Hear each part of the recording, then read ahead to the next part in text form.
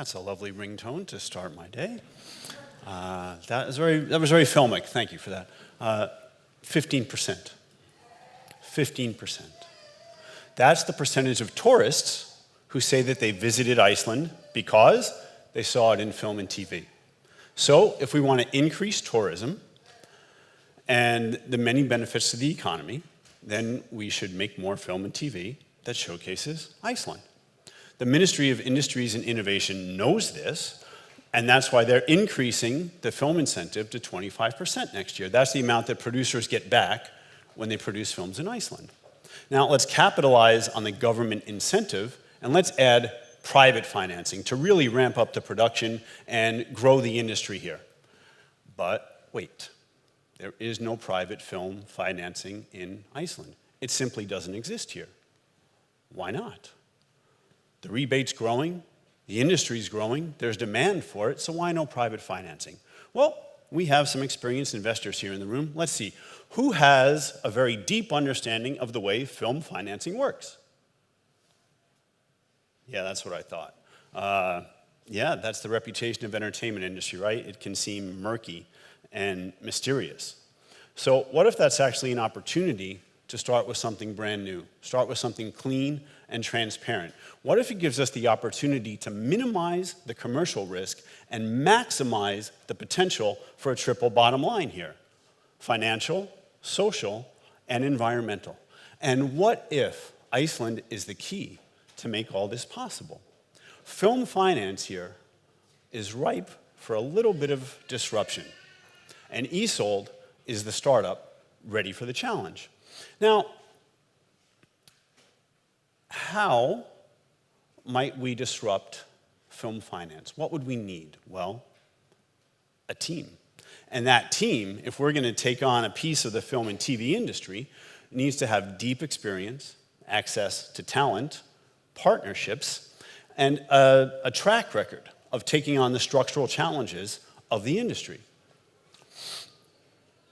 My job as Chief of Operations at Isold has been to put together the organization that is worthy of global recognition and trust. And I'm proud to say that we now have an international team with over 100 years experience in the industry.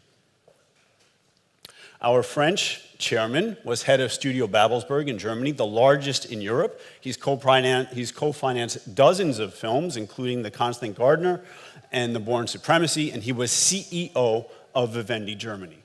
Our British president is a president at NYU. He's a professor at NYU. He is a founder of the Cinema Research Institute, and he is editorial director at the online film finance platform Slated. Our head of acquisitions, he's an American. He is a film journalist with over 20 years experience, and he sits on international film festival juries. And me, well, if I'm over here in this light, maybe I look young as well, but actually I have decades of experience as well. Now add us to the Icelandic team, our founders, who have deep connections and experience in both the domestic and the US industry, and our board members giving us a solid legal and financial foundation. So, a bunch of veterans, and what are we gonna do? How about something totally unique? Let's start with a traditional debt fund, because we're bringing something new to Iceland, so make sure that it's very safe. We gotta give a safe foundation so that people will come in and do something new with us here. But we add this to some new thinking, some green, sustainable thinking. Think of it like a hybrid car. So we're starting with some old thinking, we're adding some new thinking, and it's leading the way to a 100% green future. And I think we're on to something, because these are our partners and supporters right now. We've got the World Bank with their Film for Climate initiative. We've got, of course, Ariane and Good Planet Innovation. More on them in a minute. To start with a totally green, sustainable fund and invest in just green projects and take all equity and all the risk would be irresponsible, unbalanced. So instead, we go with low-risk debt, we recoup early, and we keep it balanced. Again, we want to be responsible to our investors. Now, what would a green film fund look like, and what what is production really? Like, if we're not familiar with the industry, production is very resource intensive. Think about it. You've got these massive sets that you build and then take down and throw away. You've got plastic water bottles everywhere. You've got mountains of food that remain uneaten. You've got these massive reams of scripts that are made out of paper and then thrown away. The list goes on and on. So then how would we make production green? Doing that again. With the waste, we got to divert 90% of the waste away from the landfill. No plastic water bottles with transportation, no idling, electric vehicles, carbon offsets. The list goes on, and what you see here is just the minimum required, and we ask producers to go even further. But is there demand for green production? Well, yes. Stars demand it, directors demand it, studios are demanding it. Olivia Wilde, of course, Leo DiCaprio. We've got TV shows Vinyl, Madam Secretary, Amazon, Fremantle, and Avatar. So Good Planet Innovation, our partner, just signed a deal with James Cameron to green the production of all 4 upcoming Avatar films. This is where the future is. Now, I can't stand here and offer you 10x on your investment. I wish I could, but that's not what we're about here, and with nothing like that level of risk. What I can offer you is to participate in the first green and fully transparent film and TV fund with all the accolades and the success that's going to come along with that here in Iceland. And this may make a lot of sense for some of your synergistic investments in transportation, in tourism, in green tech, in energy.